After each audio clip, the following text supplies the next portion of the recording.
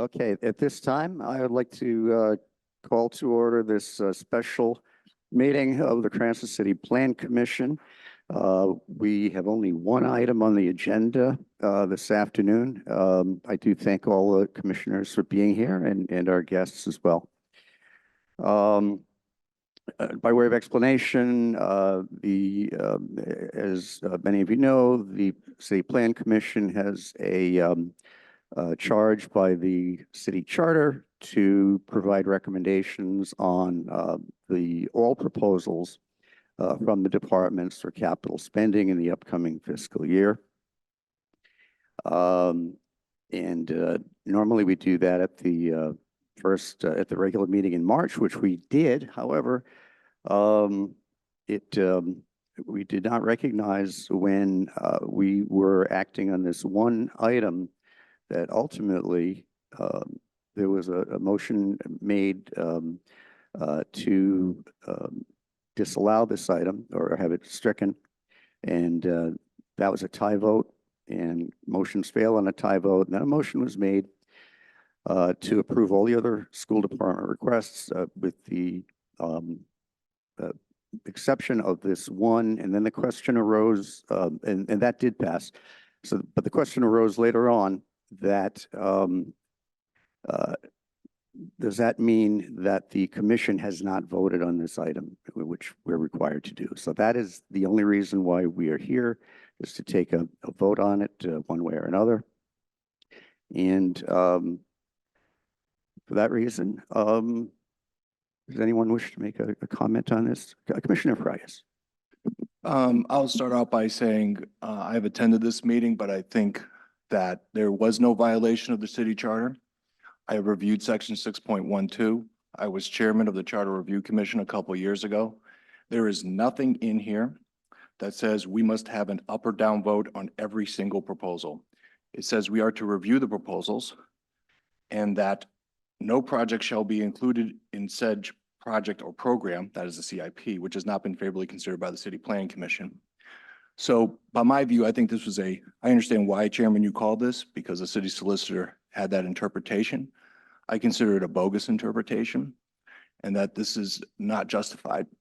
The other thing I'll say, Mr. Chairman, at this time is that this is essentially a motion for reconsideration. We voted to approve the remaining items on the school budget, school department proposals.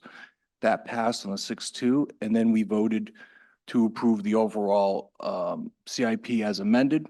To me, at any point, somebody could have made a motion for reconsideration. They could have tried to make a motion to add the charter school. They can even add a motion for continuance at that meeting.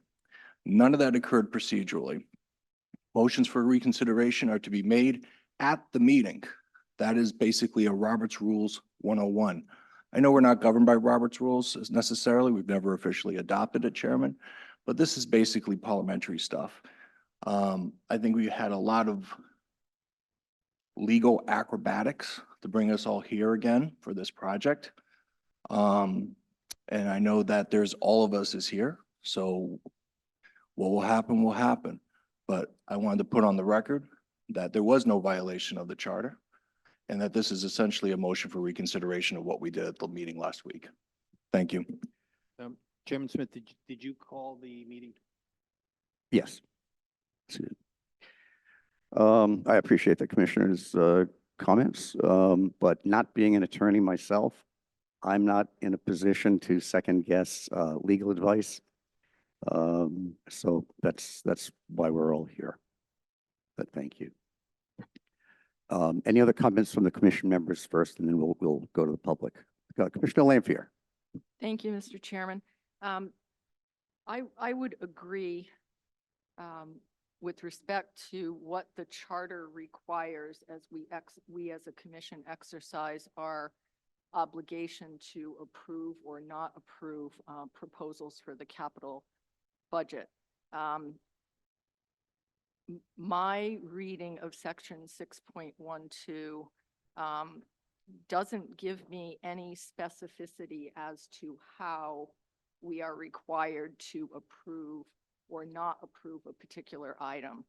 The motion that was made and passed, that was to approve those items with the exception of the charter school item was clear and it was voted upon. So I do agree with Commissioner Frias with regard to that and with regard to a motion for reconsideration, which essentially I would agree this is, since the matter was already voted on. I do understand that the solicitor gave an opinion that we needed to redo the vote to be consistent with the charter. And I would just like to ask what the basis of that decision was, what the facts underlying that decision are, so I can understand it better and perhaps have a different viewpoint if I hear why that was the opinion of the solicitor.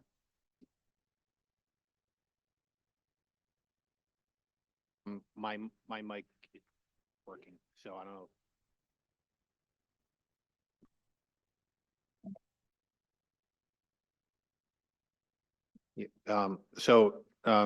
Ms. Zamfir, when Mr. Malay and I reviewed the charter, based upon kind of the unique circumstance and the vagueness in the charter regarding the fact that the vote was not taken. There was no negative vote and there was no positive vote, but the vote was not taken. And since the charter was vague in that circumstance, it was our opinion that this meeting should be held and that a decision should be voted on one way or the other. And that was the reason why we, both me and Mr. Malay, gave that opinion to the chair. Again, because of the uniqueness of the motion and the uniqueness of the vote, the first vote was a 4-4 tie. And the motion was to approve everything but the one line item. That left that one line item essentially not voted on, essentially open. So it was our opinion that because that matter was left open, that the chair could call the special meeting and have the board vote on it one way or the other, up or down. So that was our opinion.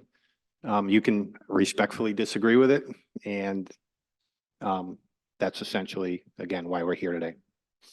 Thank you. I appreciate the explanation. Okay, and at this time, any further comments? Let's open it up to members of the public who are here, and then we'll go to the online public, if anyone would like to speak. Just state your name and address for the record. Thank you.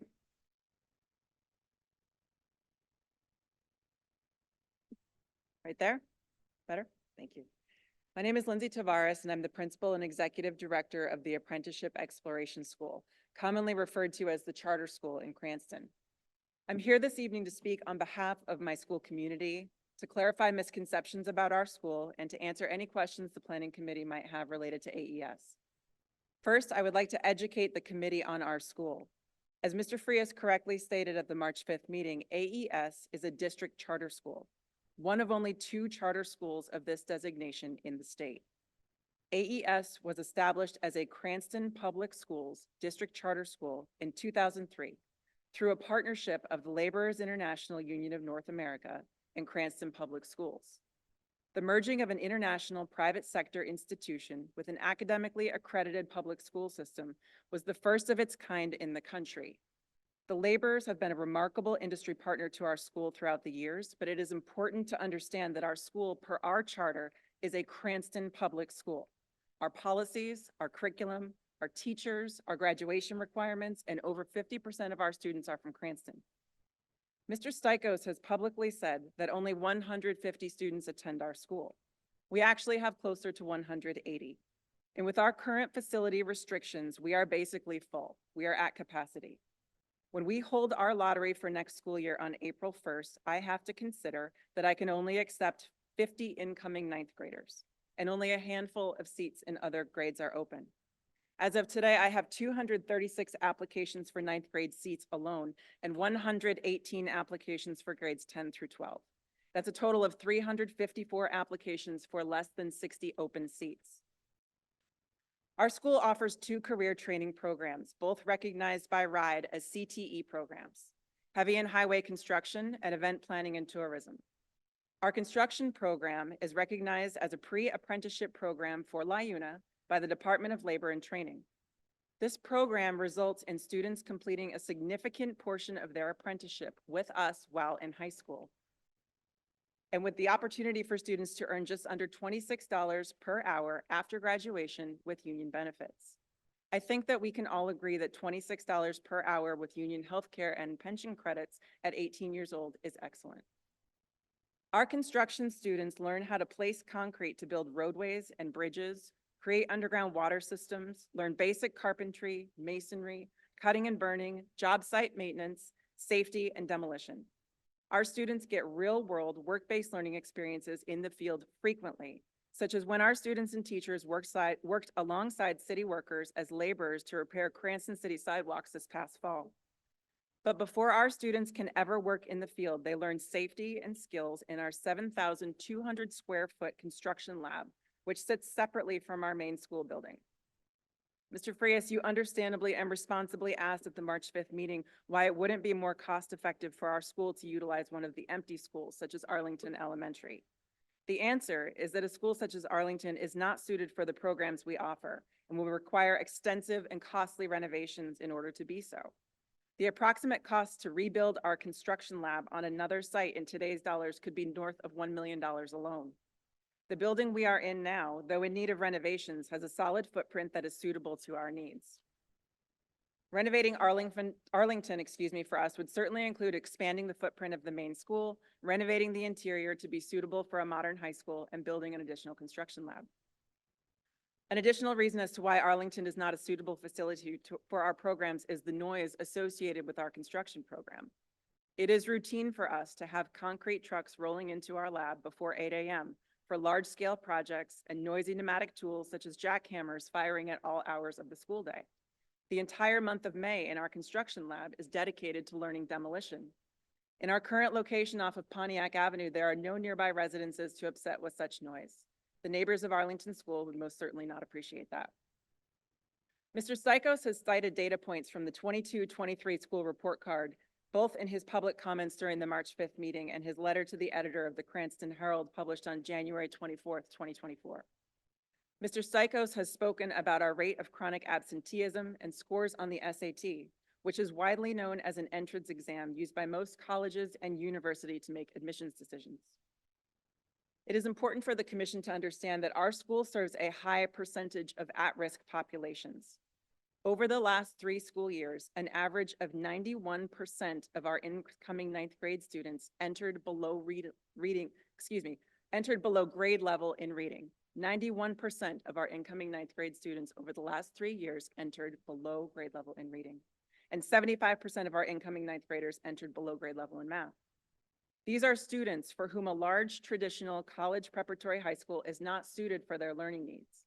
They are very smart, very capable students who struggle in a typical classroom. Our small school community allows for the relationship building, increased attention, and personalization required to inspire hope and confidence in a population that could very, very easily give up on their education. What has not been highlighted is that our school has improved academically each year coming out of COVID, and our attendance is improving too. Our students grow and improve with us. In math, we have moved 22% of our current 12th grade students from below proficiency when they were in the 9th grade to at or above proficiency in 12th grade. And in reading, we have increased 12th grade proficiency by 17% for this year's seniors over when they enrolled in grade 9.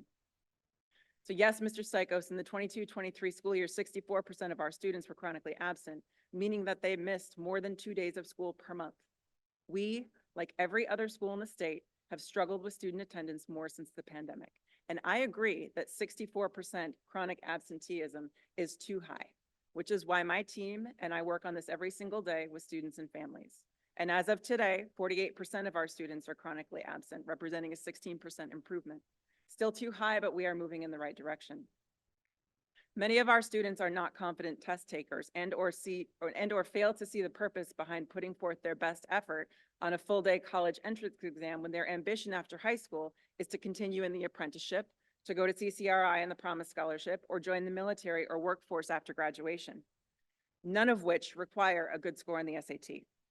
They may have special education needs, they may be multilingual learners, many have intense social and emotional needs or a combination of multiple challenges. And our students who are chronically absent and who struggle in reading and math had these challenges long before we ever met them. But yet, despite these challenges, our students have grit. Many face adversities and have struggled in previous school settings. Our students want and need to work, and our faculty inspires hope and confidence in students to persevere, not only in earning their high school diploma, but in completing work training that will put them on a path toward family-sustaining careers. Just under $26 per hour with union benefits in a high-demand field at 18 years old is pretty remarkable for students who could have easily dropped out if not for our school. The Governor's Workforce Board projected 497 openings in construction laborers' jobs in the state of Rhode Island for 2023, and well over 5,000 projected job openings aligned with our event planning and tourism program. We are helping at-risk students earn their high school diploma while supporting the workforce needs for the state of Rhode Island. Outside of the CTE credentials that our students in construction and event planning and tourism earn as part of their programs, we offer discrete workforce development training opportunities that result in credentials that open the doors to high demand and high wage positions. At 7 a.m. this morning, our construction van was picking up 6 CTE students from our sister high schools, Cranston East and Cranston West, so that they can participate in our 10-week training course in concrete quality control. This training, which we developed in partnership with UConn's Advanced Pavement Lab, will prepare students to earn the American Concrete Institute Field Technician 1 certification, which will open doors to paid internships and excellent jobs at construction companies and engineering firms. When we run trainings such as this, we offer seats to students at our sister high schools. The total cost of this certification to a student off the street would typically be close to $2,500. And we offer these seats to students at Cranston East and Cranston West for free. With this investment, the city will have a modernized third high school option with attractive and competitive CTE programming that supports the workforce needs of the state. Investment in us is an investment in Cranston schools, Cranston teachers, and Cranston students, whether they attend with us full-time or not.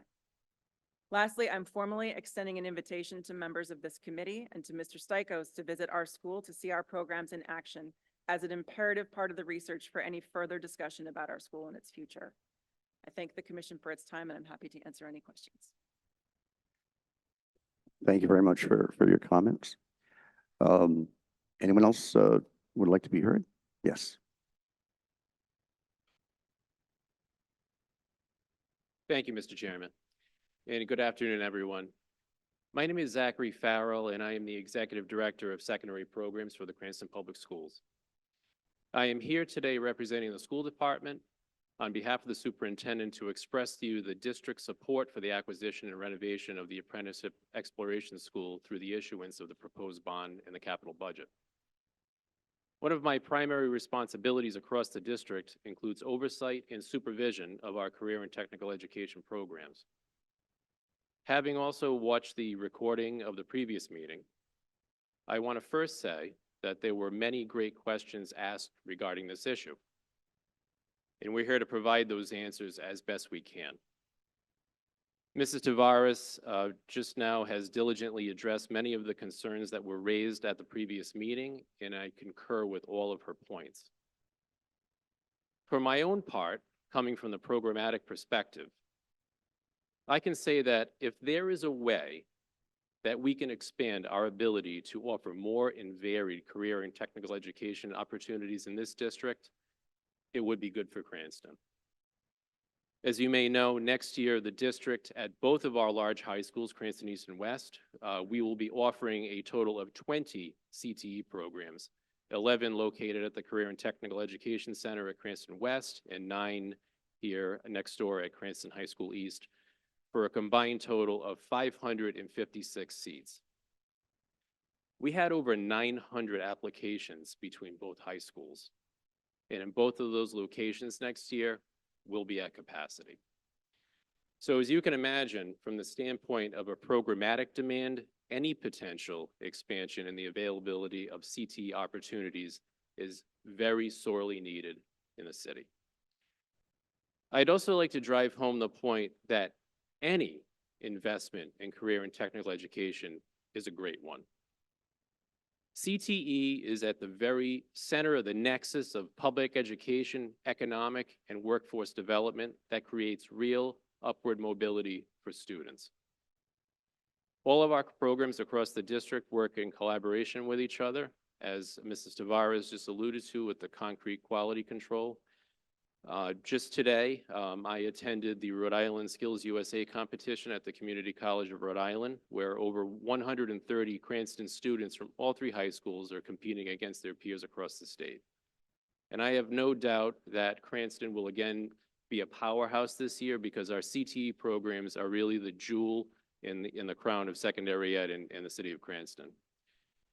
So to close, in my opinion, there really is only one more question that we essentially need to answer about this, and that is, how soon can we get this work done?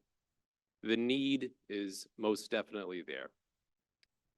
Again, I thank the commission for the opportunity to come before you this afternoon, and I also would be happy to answer any questions you may have for me. Thank you. Thank you very much. Other questions, comments, members of the public?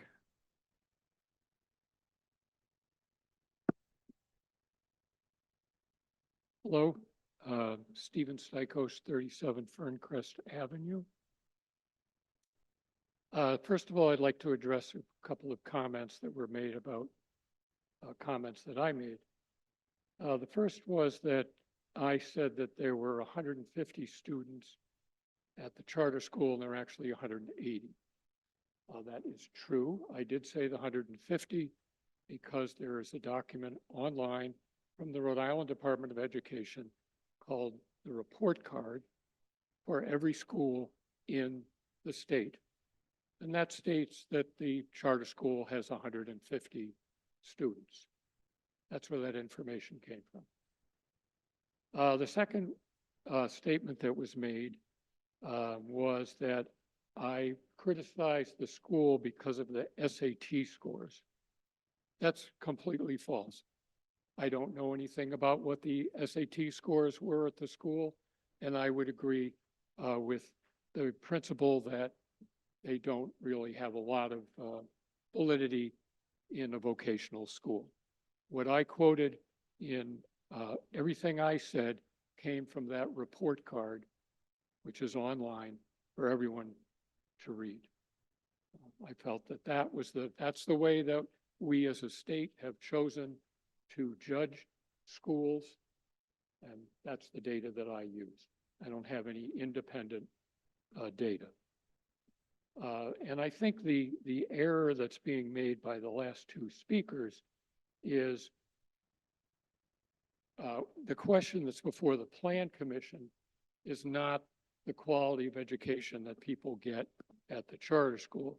The question is it worth $13 million of our money, our tax money, to build a school out of a former industrial factory?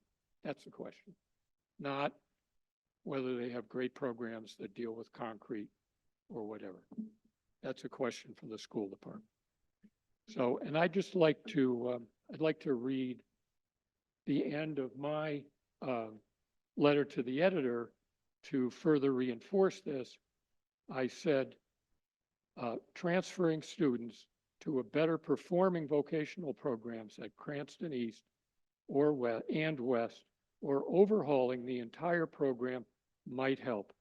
Spending 12 million, and that's an error, should be closer to 13 million. Spending $12 million to buy and renovate an aging factory will not. So that deals with that. The second thing I'd like to say is it's really this meeting is really sleazy. it's sleazy because a vote was taken and certain people didn't like the way the vote came out. And I think that all of us need to realize when we're in politics that sometimes things don't go our way. And we've seen a president who didn't like the way things went. And so he's now a former president. But Trump has gone on and he's undermined our public faith in our institutions. And this action by, I assume it's the chair to call this meeting, I think undermines people's faith in that. And there comes a time when, as a layperson, you have to take the advice of, or take the opinion of legal people and come to your own judgment. Because if you go to, they spin things all different ways. And I think an honest view of what's going on is this is simply a maneuver to, a maneuver that may be illegal to redo a meeting that was held. And that's just not the way the system's supposed to work. The system's supposed to work that these folks, they didn't get the money they wanted with the Plan Commission, then there's next year.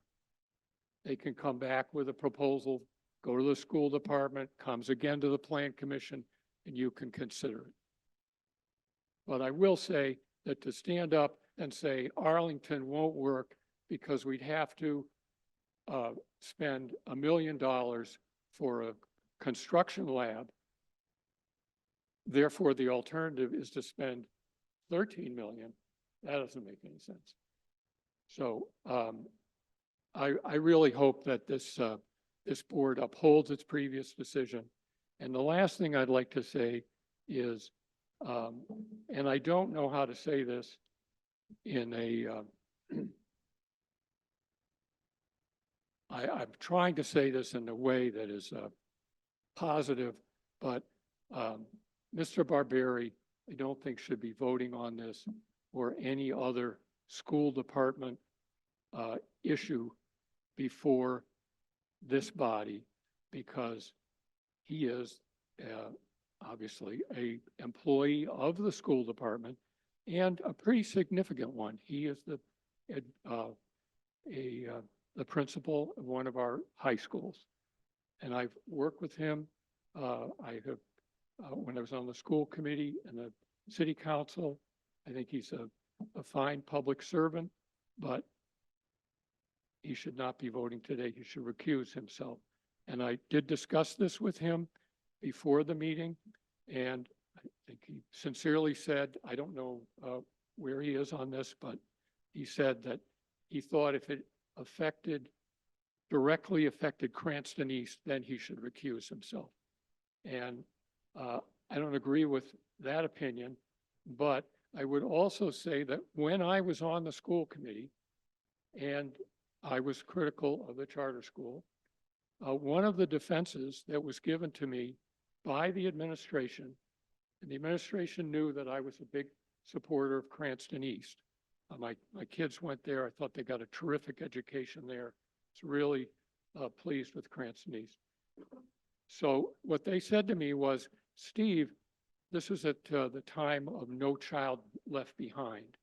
And then the schools were all judged by their test scores, and you would get, you're a failing school if your scores don't go up, or anyway, they would rate people based on their scores.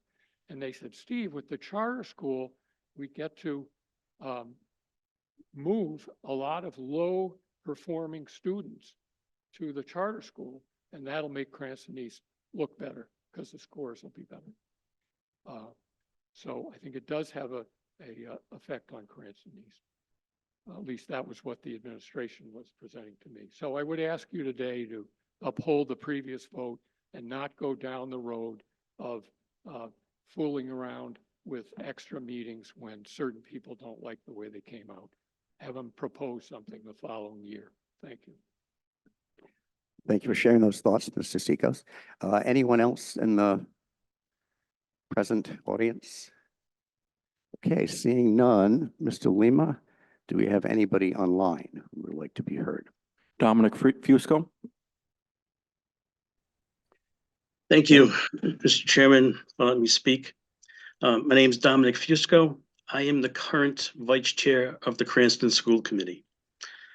I'm here to ask you to vote in favor of this proposal. First of all, a lot of good questions came out of the last meeting. Unfortunately, those questions were saved for that last meeting and no one was present to answer them. And if they knew, they would have shown up and hopefully have answered some of those questions. Next, I represent the Arlington area, and Arlington is not an appropriate place for this building to be built. Ms. Tavares and Mr. Farrell said a lot of good things, so I'm not going to repeat those. The last thing I want to say is we keep bringing up this $13 million. Yes, the ask is for $13 million. But as Mr. Collins told you in the last meeting, RIDE has allowed us, or has told us we can bundle this with the current projects, take advantage of the extra savings that the state is offering at this point, which would be right now 74% reimbursement. That means if we were to spend $13 million on this project, the Cranston taxpayers would be on the hook for $3.25 million. So that, just think about that. You're going to spend $13 million, but it's only going to cost you $3 million. Where are you going to get a deal like that? Nowhere else. So please, I ask that you vote in favor of this today. Thank you very much, Mr. Chairman. Thank you very much for your comments. Mr. Lima, do we have anyone else? Just a reminder to the public, please use the raise hand function in Zoom or dial *9 if on a phone.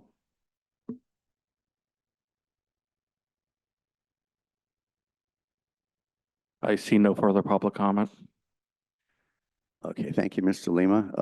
In that case, I will accept a motion to close public comment. Motion made by Commissioner Mancini and seconded by Commissioner Zadelis. All in favor of closing public comment, please say aye. Opposed, nay. The ayes have it. Public comment is closed. Any further comment from members of the commission? Mr. Chairman? Yes, Commissioner Lampier. I wanted to hear the comments that were made before I asked individual questions to hopefully cut down on that.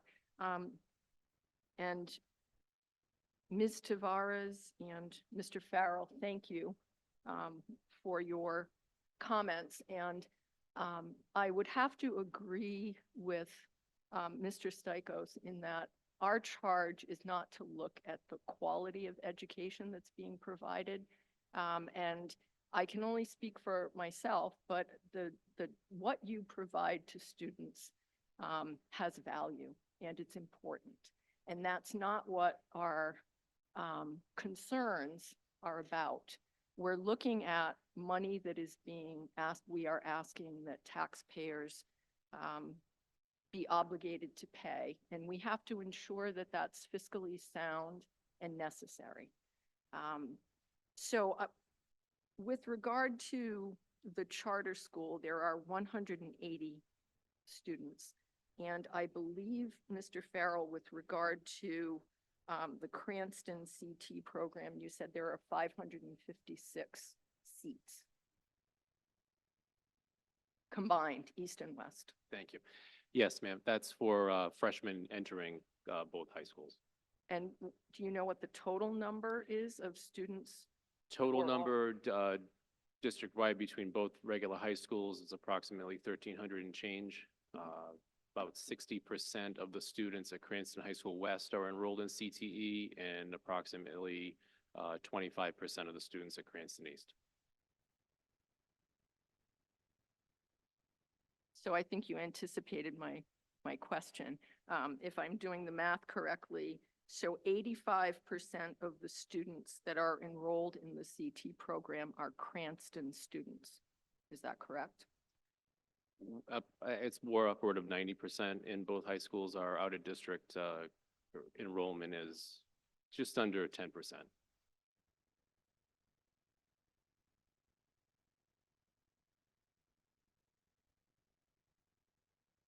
Thank you. Thank you. And Ms. Tavares, with respect to your school, could you give me those figures as well? Oh, sure. So I would say 98% of our students are enrolled in one or the other of our CTE programs right now. That's standard practice in our school that everyone takes CTE coursework. Are you asking out of district versus Cranston students? We are just above 50% Cranston students right now. The rest of our students come from 12 other sending communities.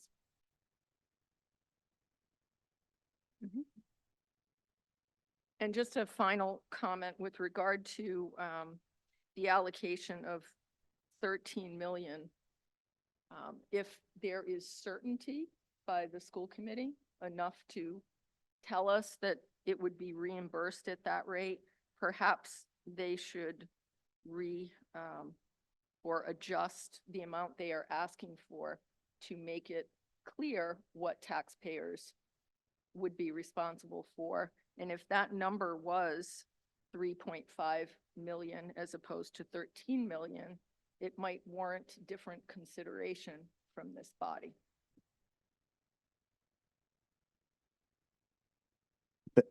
Thank you, Commissioner Lanfear. Commissioner Frias.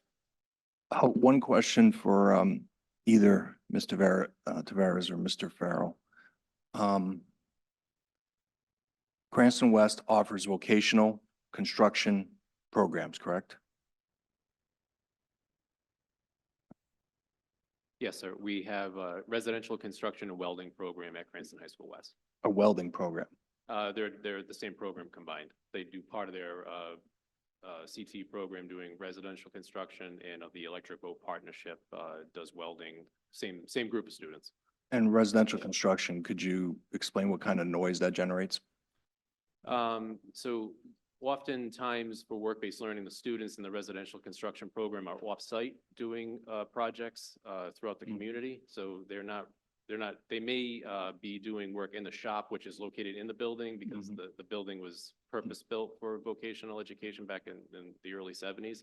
So they're not typically outside of the building, right outside there. If they're doing projects, they may be out in the community. If you take a look at, for example, you go by Cranston High School West, the track and field, there's a new storage facility out there they built. Okay, thank you very much. You're welcome. Commissioner Zanellis. Thank you, Mr. Chairman. In terms of the question that was posed relative to the interplay between the 13 million netting down to 3, if I could just elaborate on that. The way the program works is we, the city, need to authorize and borrow 13 million to actually do the construction, the design, the construction, at which time the school department and the city will go to RIDE for a reimbursement grant that will be spread out over time to coincide with the city's debt service. So the net effect over time, just purely debt service versus reimbursement, is what nets it down to the $3 million that was referred to in the one of the previous comment is discussion. So we must, if we're going to advance the school, authorize the 13 million to proceed with the school, which in turn will net down to 3.2 million. Thank you, Commissioner Zanellis. Any Commissioner Frias. The whether are we going to start just making comments and then we can just have, or does somebody want to make a motion? Because I could just make a comment now. But you feel free to make a comment now. Okay. I appreciate the individuals coming here and taking the time. Regardless of what happens today, I will go to this school and see for myself. I actually, in this part of this job, I actually visit the neighborhoods before I vote on things. Now, with that said, let me proceed with what I think on this. Number one, I have never disputed that it is vocational education is necessary. Never disputed that. What I have disputed is whether or not it needs to be there at the school, at that location, and pay $14 million to purchase this property and to make those renovations. I have heard the Arlington School. I brought this up the last meeting. It was said it was big enough. Today, I'm told, well, it would cost $1 million of renovations potentially to make that work for the lab. Whether it's $1 million, $1 million is much less than 14. And even if there's a few $1 million more, the renovations to make a school is a lot less than turning a jewelry factory building into a school. And you also don't have to purchase the property. I then hear, well, it could be noise. There are construction vocational activities at Cranston West, and that's around the neighborhood. And sometimes they go off-site. The same could be happening here. Also, they have soundproofed the area. Again, that could be done here. I have yet to hear a very good explanation of why we cannot do it at Arlington Elementary School, and therefore save the taxpayers a great deal of money. And that, to me, is why this project at $14 million is not necessary. The other thing I heard is that this is a partnership with the laborers. I've yet to hear how a partnership where the laborers never contribute to the building or modifications to the building. As was pointed out, this is a district charter school, and in Providence, it is a different setup where the city does not own the district charter school. And I yet have not heard why the laborers cannot contribute.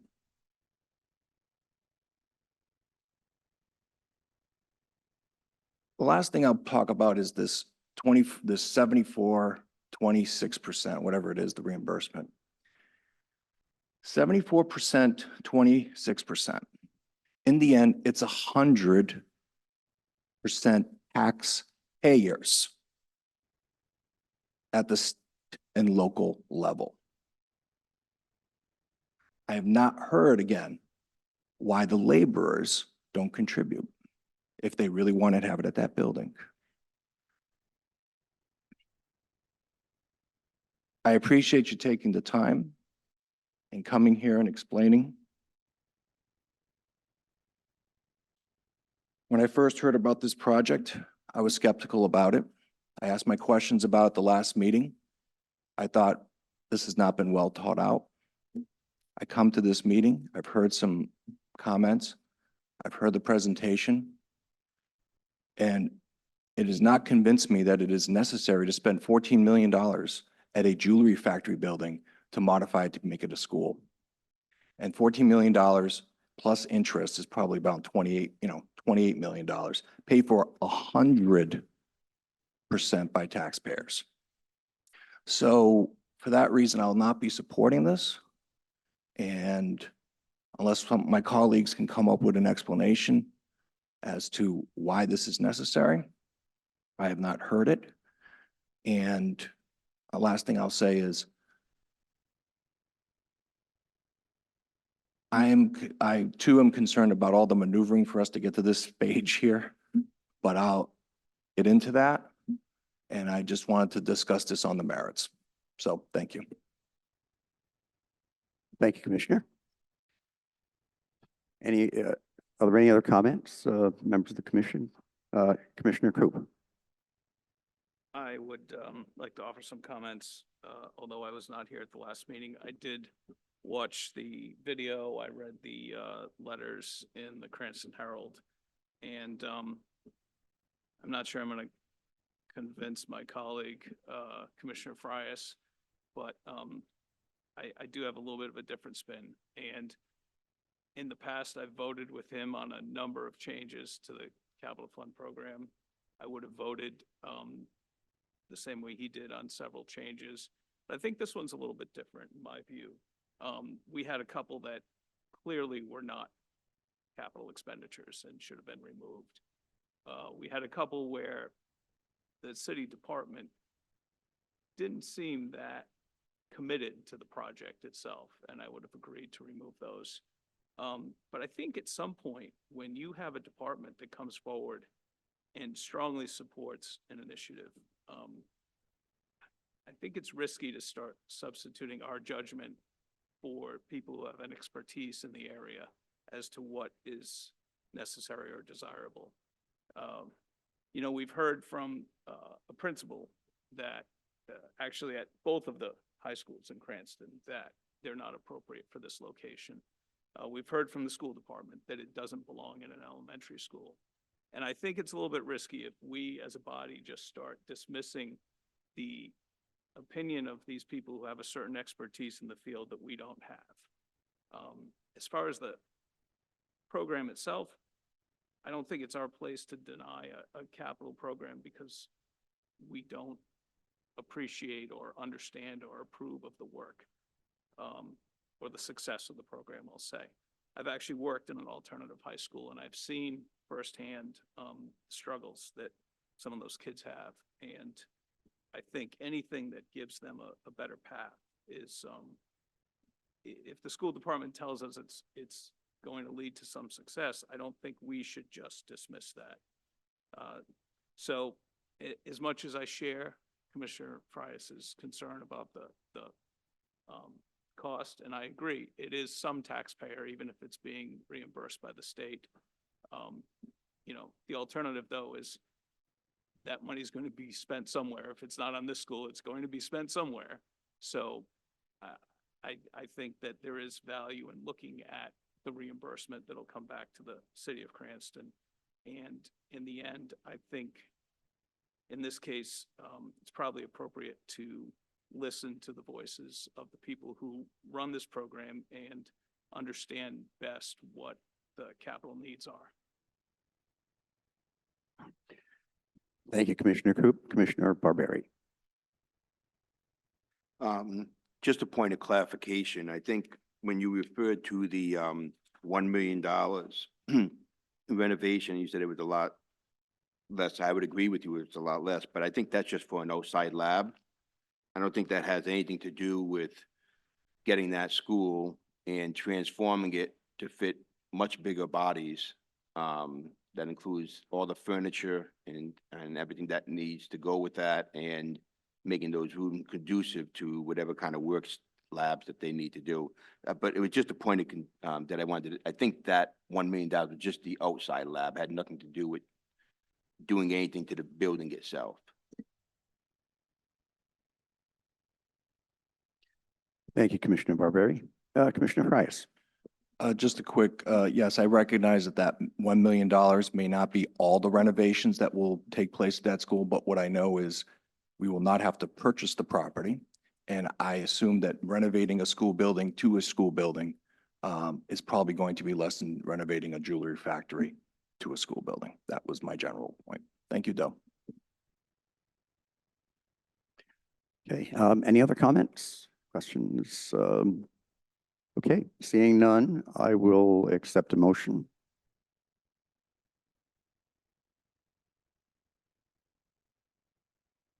You guys called the meeting. Someone on the other side is going to make the motion.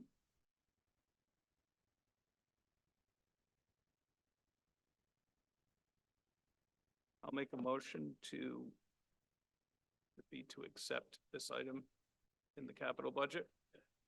Accept and approve this item in the capital budget. Okay, motion made by Commissioner Coop. Is there a second? Seconded by Commissioner Matus.